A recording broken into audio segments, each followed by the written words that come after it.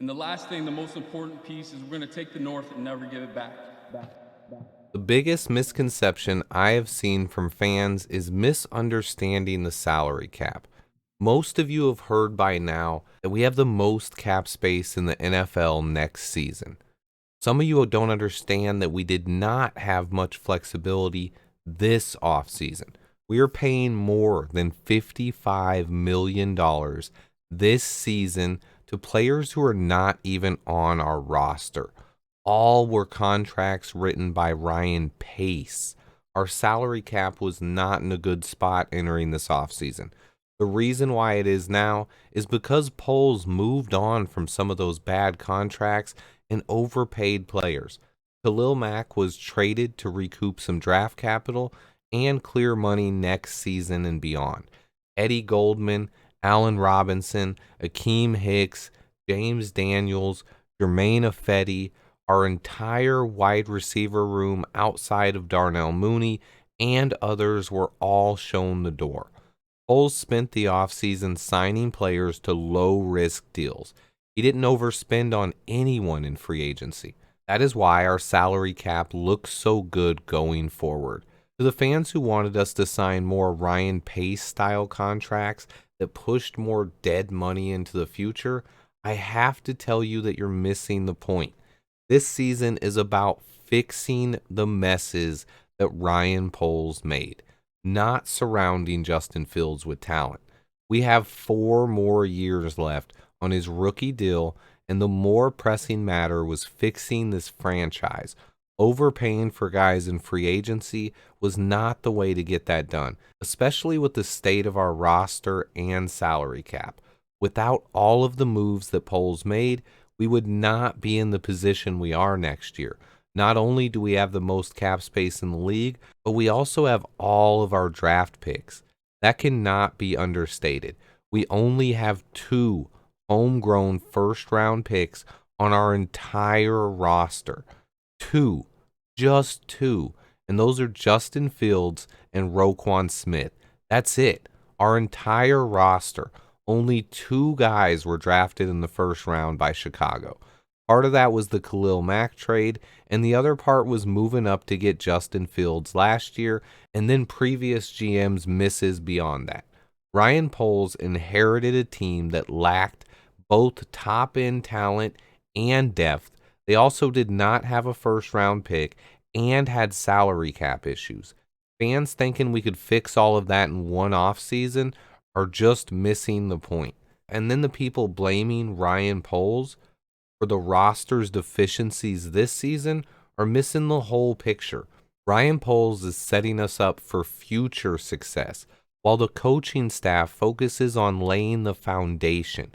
This gives Ryan Poles and Ian Cunningham all season to evaluate the talent on this roster and identify the biggest weaknesses. There was no way that any GM could have filled every hole on our roster in one offseason.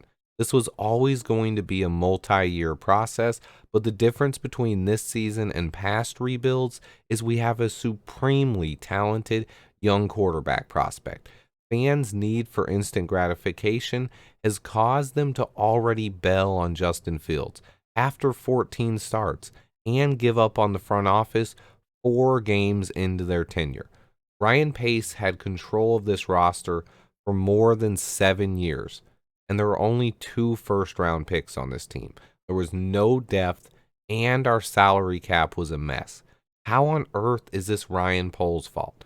The reason I made this channel was to kill narratives and help fans understand what I see with the Chicago Bears. In-season coverage will always be the hardest. We all hate losing. It burns me deep down. But getting mad and bitching and saying trade everyone without understanding what is going on is not how you become a better fan. Growing up, I never had that many people that I could actually talk Chicago Bears football with, besides my small group of best friends, mostly because my town was full of a bunch of meatheads that have never watched tape in their entire life. On top of that, they only listened to the national media narratives on ESPN, so I would always disagree with them. I usually ended up being right, and some people started to listen to me. But my point is, I know there are a lot of other fans out there that look at the game like I do. They also want to talk to other fans about the game and avoid the narratives. This is what I made this channel for, and the biggest narrative I am seeing are people saying that this is Ryan Poles' fault or that he failed Justin Fields. It can be true that we don't have enough talent around Justin Fields and that our GM is doing things the right way.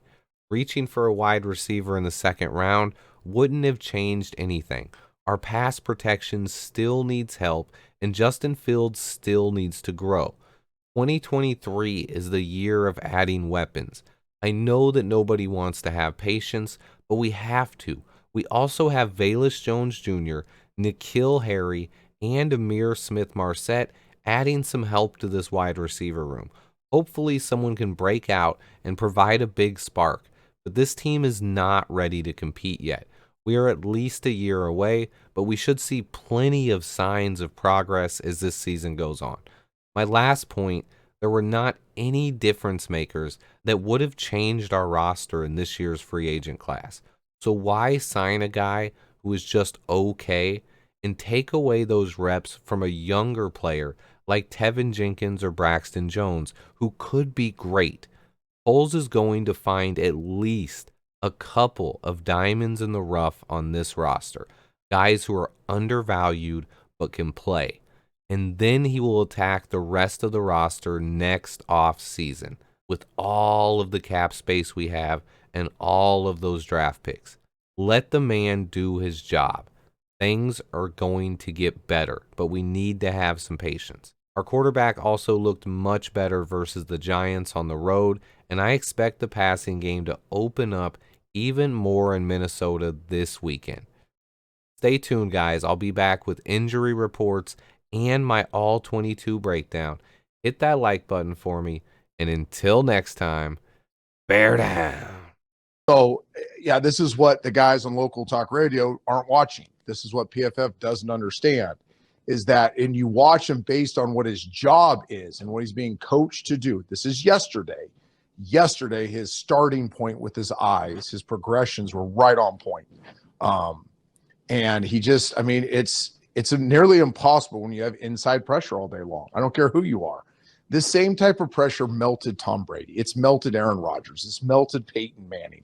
I said it every week is on ESPN when I was there for 9 years. The kryptonite to any quarterback is immediate A-gap pressure in your face. I don't care who you are. When that pocket gets pushed back or there's free runners inside, your number one job is to protect the ball. If you step up and try to throw into that, you're risking ball security. So he's actually doing a great job, or did a great job yesterday, navigating some waters that were incredibly muddy.